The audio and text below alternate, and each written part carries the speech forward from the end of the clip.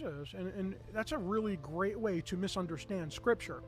So exegetically, there's a few different ways to read Scripture.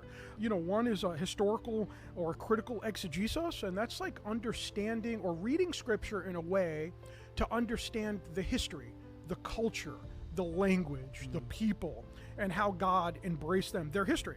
The second type of exegesis or exegetical study, would be literary.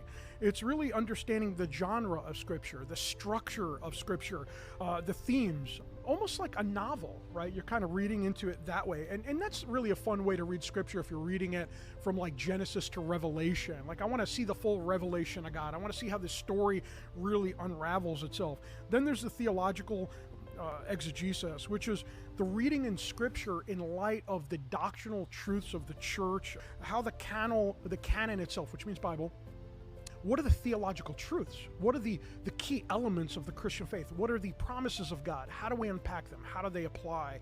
So that's like the deep theology, like what does man believe about God? What does the Bible tell us about God? Those are not necessarily a literary type of exegesis, it's theological stuff, right? What is the condition of man?